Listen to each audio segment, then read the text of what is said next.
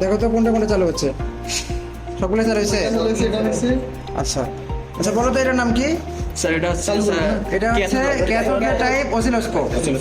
আচ্ছা, এটা হচ্ছে আমাদের ডিজিটাল অসিলোস্কোপ। Digital oscilloscope. আচ্ছা, আর এটার নাম হচ্ছে আমাদের ফাংশন জেনারেটর। এটা হচ্ছে ফাংশন জেনারেটর। এটার কাজ কি? এটা হচ্ছে আমাদের অসিলোস্কোপে কি করবে, তোমার আমাদের যে ফ্রিকোয়েন্সি বা যে ওয়েভ, সাইন ওয়েভ, তারপরে তোমার স্কোয়ার ওয়েভ, ট্রায়াঙ্গুলার ওয়েভ, বিভিন্ন ধরনের যে ওয়েভ আছে এগুলা কি করবে, এখানে জেনারেট করবে। বুঝা গেছে? আচ্ছা, তাহলে আমরা দেখি এখানে। দেখো যে এখানে যে তারটা লাগানো আছে এটা হচ্ছে প্রোব তার। আচ্ছা, প্রথমে আমি কোনটা দেখাবো, ডিজিটালটা না অ্যানালগটা? Sir digital. আচ্ছা, অ্যানালগ দিয়ে শুরু করবো নাকি? অ্যানালগ তো দেখছি স্যার। অ্যানালগ দেখছো? এটা শুরু করার আগে স্যার চালু দিচ্ছেন এটা? হ্যাঁ, এটা চালু করা আছে।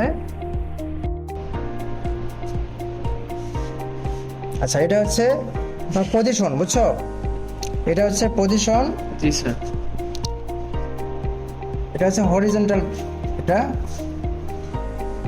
না, এটা হচ্ছে ভার্টিক্যাল, আর হরিজন্টাল এদিকে আছে উপরের দিকে।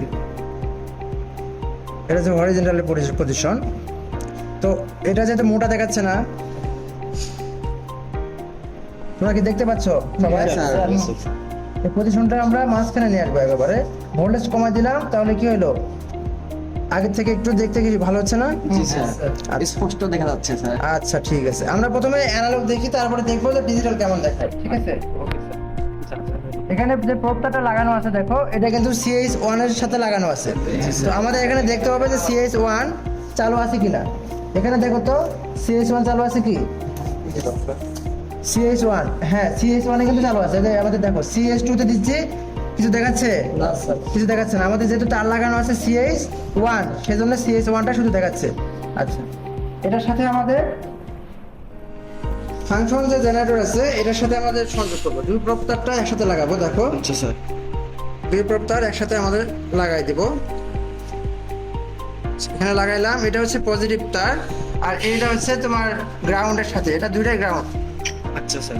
এই দুটো হচ্ছে গ্রাউন্ড, দুটো একসাথে লাগাই দিলাম। একটা হচ্ছে অসিলোস্কোপের, আর একটা হচ্ছে জেনারেটরের, ফাংশন জেনারেটরের। আচ্ছা, লাগাই দিলাম। আচ্ছা, এখন দেখো তো এটা চেঞ্জ হচ্ছে না কিছুটা? হ্যাঁ স্যার। আচ্ছা, ফ্রিকোয়েন্সি এখন দিলাম আমরা। ফ্রিকোয়েন্সি যত বাড়াবো তত সাইকেলের সংখ্যা বৃদ্ধি পাবে।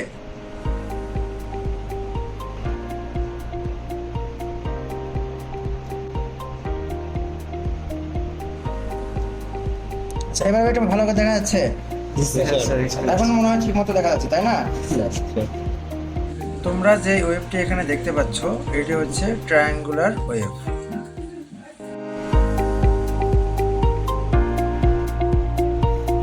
যখন চলবে তখন এটা এইভাবে চলে, দেখছো? তখন এটা স্থির আছে। যখন চলে সেটা এরকম করে দেখাচ্ছে, দেখো। এরপরে আমরা দেখবো স্কোয়ার ওয়েভ। ফাংশন জেনারেটরে স্কোয়ার ওয়েভ সিলেক্ট করার পরে যখন আমরা ফ্রিকোয়েন্সি বৃদ্ধি করতে থাকবো, তখন দেখো আমাদের অসিলোস্কোপে কি দেখাচ্ছে। অসিলোস্কোপে আমরা স্কোয়ার ওয়েভ দেখতে পাচ্ছি। এরপরে আমরা স্কোয়ার ওয়েভের প্রতিটি ঘরের মানকে কম বেশি করতে পারি। ভিতরে দেখো একটি গ্রাফের মতো দেখা যাচ্ছে। হ্যাঁ, ভিতরে একটা গ্রাফের মতো দেখা যাচ্ছে না? এখানে আমরা মানগুলোকে কম বেশি করতে পারি আর কি। গ্রাফের মানকে বাড়ানো অথবা কমানো এভাবে করতে পারি।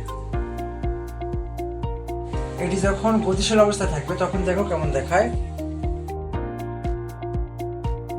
এবার দেখো যখন আমরা টাইম কমিয়ে দিব তখন দেখো কেমন দেখায়। খুব ধীরে ধীরে প্রতিটি ওয়েভ যাচ্ছে। যত টাইম বৃদ্ধি করবো তত জোরে জোরে ওয়েভগুলো চলাচল করবে। এরপরে আমরা সাইন ওয়েভ দেখব। এজন্য আমরা ফ্রিকোয়েন্সি জেনারেটরে সাইন ওয়েভকে সিলেক্ট করব।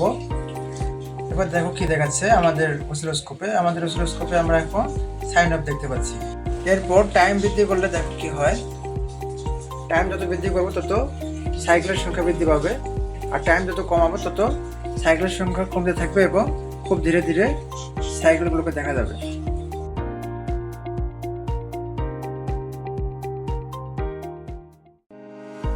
অ্যানালগ অসিলোস্কোপ দেখা শেষ, এখন আমরা ডিজিটাল অসিলোস্কোপ দেখব। ডিজিটাল অসিলোস্কোপ কিভাবে চালু করতে হয় এবং বন্ধ করতে হয় সেটা আগে তোমাদের একটু দেখাই। ডিজিটাল অসিলোস্কোপের উপরে একটি বাটন আছে, এই বাটনটির মাধ্যমে এটিকে অন অফ করা যায়। বাটনটিতে চাপ দেওয়া মাত্র এটি অফ হয়ে গেল এবং আবার চাপ দিলাম এটি অন হয়ে গেল।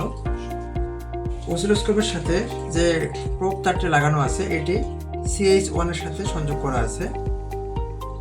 এখন আমরা আমাদের ফ্রিকোয়েন্সি জেনারেটরের সাথে আমাদের অসিলোস্কোপটিকে সংযুক্ত করে দেব। ঠিক আগের মতো করেই অ্যানালগে যেভাবে সংযোগ করেছিলাম ঠিক একইভাবে এটিকেও সংযুক্ত করে দেব। যেহেতু আমাদের ফাংশন জেনারেটরে সাইন ওয়েভ সিলেক্ট করা রয়েছে, এজন্য আমরা সাইন ওয়েভকে আমাদের অসিলোস্কোপে দেখতে পাচ্ছি। এরপরে আমরা যদি ভোল্টেজকে পরিবর্তন করি তাহলে আমাদের সাইন ওয়েভটিও আকারে পরিবর্তন হয়।